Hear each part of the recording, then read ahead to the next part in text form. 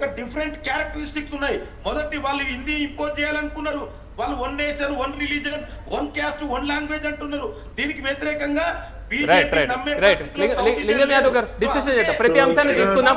శివ గారు రైట్ లింగం యాదవ్ గారు లింగం యాదవ్ గారు ఒక్క నిమిషం.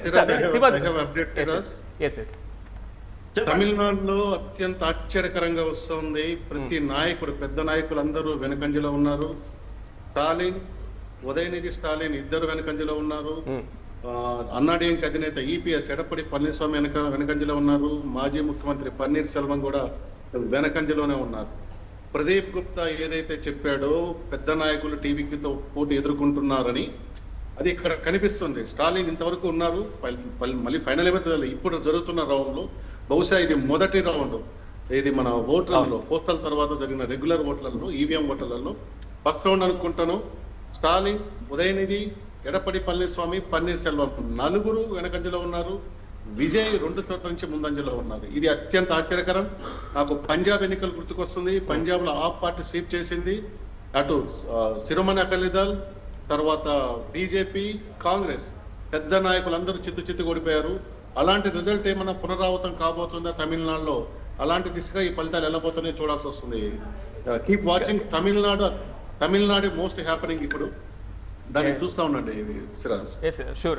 ఇప్పుడు మీరు అన్నట్లుగా కొంతవరకు అంటే ఇప్పటి వరకు ఉన్నటువంటి అంచనాల ప్రకారం డిఎంకే 62, అన్నా డిఎంకే 66, అదేవిధంగా టీవీకే 70 స్థానాల్లో లీడ్ లో కొనసాగుతున్నటువంటి 90కి వెళ్ళిపోయింది. 90. కానీ ఇక్కడే ప్రధానమైనటువంటి సమస్య, ఎలా ఇలా తారుమారు అంటే పెద్ద నాయకులు వెనుకంజలో వెళ్లాల్సినటువంటి పరిస్థితి తమిళనాడులో ఎందుకు వచ్చింది? అంటే గ్రౌండ్ లెవెల్లో ఎలాంటి ప్రభావాలు ఉండేటువంటి అవకాశం ఉండొచ్చు? తొలిసారి వచ్చిన పార్టీకి ఈ 2 పార్టీలను ఓడగొట్టాలనుకున్న ఓటర్ అందరూ కూడా తొలిసారి అటు వెళ్ళిపోతున్నట్టు అనుకోవాలి.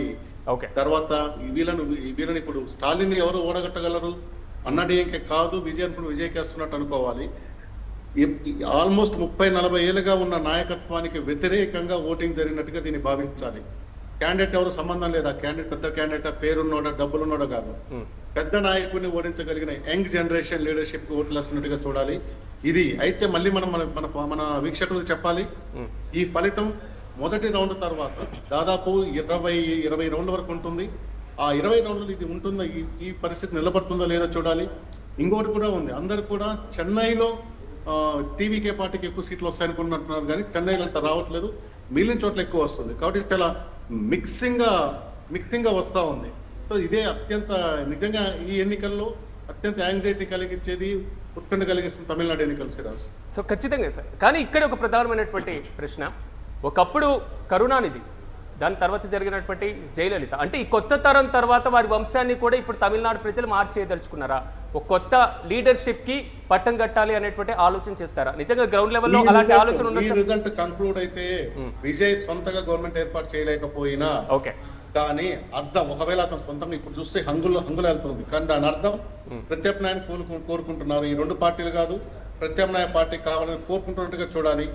ఈ 2 పార్టీలకు నాకు తెలిసి 40-50+ ఇయర్స్ ఓట్లున్న వాళ్ళు ఓట్లు వేయటం వల్ల ఎట్లా ఉంది, మొదటి first voter, second voter, third voter వేయటం వల్ల విజయ్కి ఎక్కువ సీట్లు వస్తుంది. కాబట్టి కొత్త తరం, కొత్త నాయకత్వాన్ని కోరుకుంటున్నట్టుగానే మనం ఈ రిజల్ట్స్ అర్థం చేసుకోవచ్చు. కానీ ఇక్కడే ప్రధానమైనటువంటి ప్రశ్న, అన్నా డిఎంకే ఈ రెండింటికి ప్రత్యామ్నాయం కోరుకోవాలంటే బీజేపీని ఎందుకు కోరుకోవట్లా? అన్నా డిఎంకేలో కూటమిలో ఉన్నందుక బీజేపీ అనేది అన్నాడీఎంకే కూటమిలో ఉంది. తమిళనాడు ఎన్నికలకు సంబంధించి బీజేపీ మీద ఎక్కువ చర్చకు వెళ్ళకండి. బీజేపీ 33 స్థానాలకు పోటీ చేస్తున్న చిన్న పార్ట్నర్ పార్టీ మాత్రమే. రైట్ సార్, ఎలా చూడొచ్చు కొంతవరకు